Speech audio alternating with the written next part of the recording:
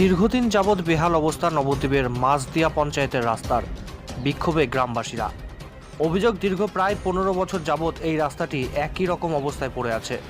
বারবার অভিযোগ করলেও কোনো সুরাহা হয়নি, অথচ এই রাস্তার জন্য 3টে গ্রামের বাসিন্দাদের পড়তে হয় সমস্যার মধ্যে। অল্প একটু বৃষ্টি হলেই জল জমে যায়, ফলে কোথায় গর্ত আছে বুঝতে পারে না পথচারীরা। অনেক সময় গাড়ি উল্টেও বিপদ হয়েছে।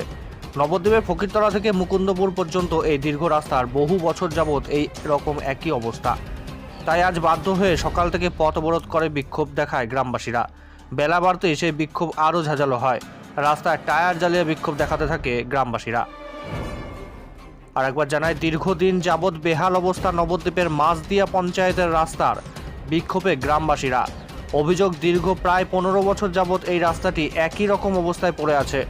বারবার অভিযোগ করলেও কোনো সুরাহা হয়নি, অথচ এই রাস্তার জন্য 3টি গ্রামের বাসিন্দাদের পড়তে হয় সমস্যার মধ্যে। অল্প একটু বৃষ্টি হলেই জল জমে যায়, ফলে কোথায় গর্ত আছে বুঝতে পারে না পথচারীরা। অনেক সময় গাড়ি উল্টেও বিপদ হয়েছে। নবদ্বীপের ফকিরতলা থেকে মুকুন্দপুর পর্যন্ত এই দীর্ঘ রাস্তায় বহু বছর যাবৎ একই রকম অবস্থা। তাই আজ বাধ্য হয়ে সকাল থেকে পথ অবরোধ করে বিক্ষোভ দেখায় গ্রামবাসীরা। বেলা বাড়তেই সেই বিক্ষোভ আরও ঝাঁঝালো হয়। রাস্তায় টায়ার জ্বালিয়ে বিক্ষোভ চলে।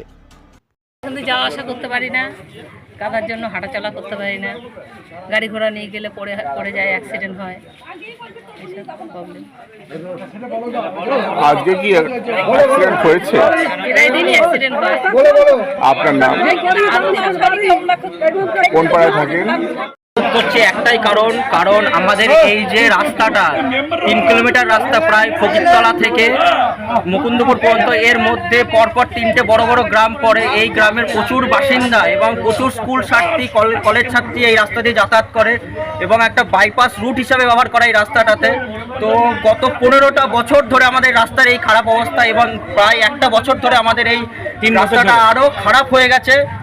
বর্ষা হলে 1 হাঁটু করে জল জমে এবং প্রচুর স্কুল ছাত্র টোটো পাল্টি হয়ে যাচ্ছে, ছাত্রছাত্রী পাল্টি হয়ে যাচ্ছে, জলের গাড়ি পাল্টি হয়ে যাচ্ছে। এবং ইতিমধ্যে যদি রাত বিরেত কারোর কোনো শরীর খারাপ হয়, কোনো দিন সে কোনো অ্যাম্বুলেন্স আসতে চাইছে না এই রাস্তাতে, এবং টোটো করে যে নিয়ে যাওয়া হবে সেরকমই পরিস্থিতি নেই এই রাস্তাটায়। তো স্থানীয় প্রশাসন যতক্ষণ না এসে আমাদের এই রাস্তার জন্য উপযুক্ত কোনো সুরাহা আশ্বাস আমাদের দেবে, ততক্ষণ আমাদের এই অবরোধ জারি থাকবে এবং আমরা এই অবরোধ চালিয়ে যাব যতক্ষণ না আমাদের এই রাস্তা ঠিক হচ্ছে।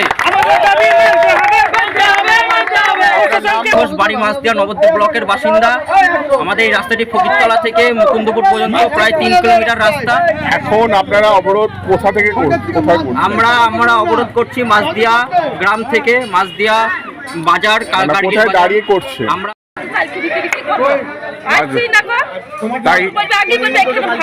কোথা থেকে হেঁটে আসছেন?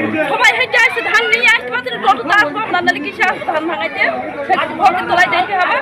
আগে বলবো আমার টোটো ভেঙে যাবে। এই অবস্থা কদিনের?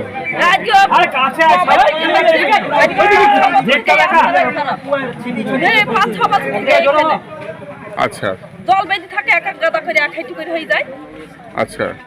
স্থানীয় মানুষ দেখুন কি পরিস্থিতিটা, এই পরিস্থিতির জন্য মানুষ এখানে, তারা স্কুল পড়ুয়া থেকে শুরু করে কোনো রুগী পেশেন্ট থেকে কোনো মানুষ, 45 মানুষ এখানে যেতে পারে না। বিশেষ করে আমার বাড়ির সামনে তো আমি প্রতিনিয়ত আমি হ্যাকেল হয়ে যাচ্ছি। আমি প্রশাসনকে বলা ছেড়ে দিয়েছি, বিডিও, এসডিও, জেলা পরিষদ সমস্ত লোককে আমি জানিয়ে আমি ফেরা হয়ে গেছি যে এই রাস্তাটার ব্যাপারটা।